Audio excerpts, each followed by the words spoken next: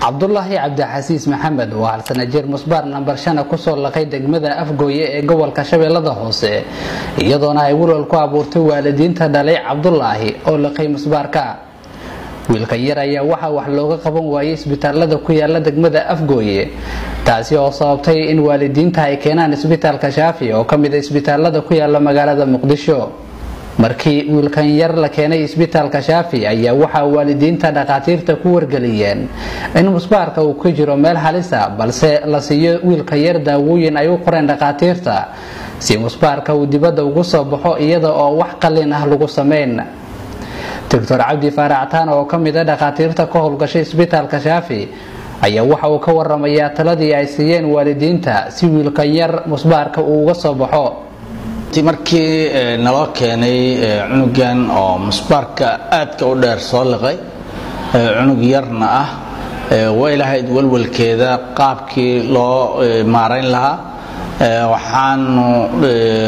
shir ka wada qaadanay dhammaan waxaan dhihi karaa dhaqaatiirta isbitaalka Shaafi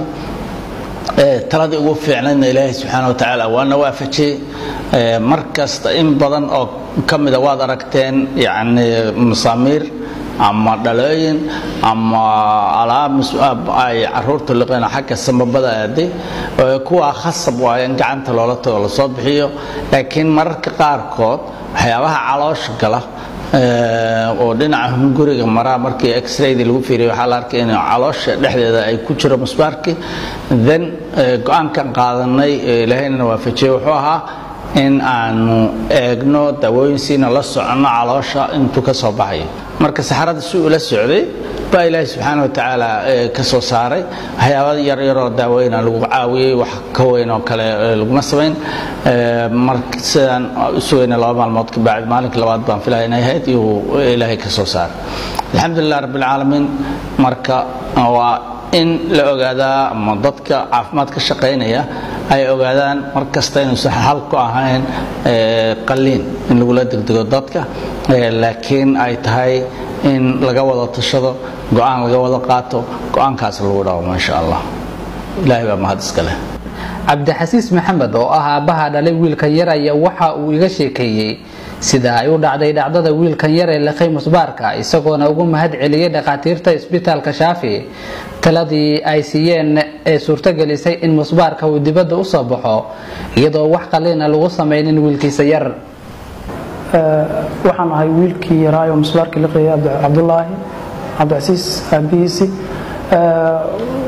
waqti dambe ayuu laqay musbaarkii yarkii aniga aan dhalay Cabdullaahi ahaa waxaan ula cararnay isbitaal degmada Afgooye ku yaalo waxna waa loo qaban waayay Afgooye kadib waxaan ula soo cararnay Muqdisho isbitaalada qaar ma aanan booqan laakiin waxaan u imid oo isbitaalka Shaafi hospital oo joogan dhaqaatiir aad u qiimo badan markaan isbitaalka keenayna waxaan la kulmay Dr. Cabdi Faarac alxamdulillah Ilaahay mahadiisi isbitaalkii Shaafi ayaa tali iyo waan la igu siiyay musbaarkiina in qalin lagu qaban waayo waa awoodi waayay marka musbaarkiina waa aragtaan waa musbaarka kan alxamdulillah wax waa lagu qaban waayay qalin wax waa loo qaban karaa ugu tali Dr. Faarac Cabdi Faarac ama dhaqaatiirta qaar sidaas darteedna musbaarkii alxamdulillah markii daawooyin la siiyayna Ilaahay uu ka soo saaray alxamdulillah dhacdada wiilkan yar ayaa noqotay mid saameyn ku dhaxyeelatay baraha bulshada ay ku kulmaan iyadoona budooyinkii dambe ay soo badanayeen caruurta yar ee walxaha birta ah la qayso fadlan aan ku xasuusiyo hadaa tahay markii ugu horeysay channelka soo booqatay subscribe saar furna notification ka ama gambalelka yar xagan saad u noqotid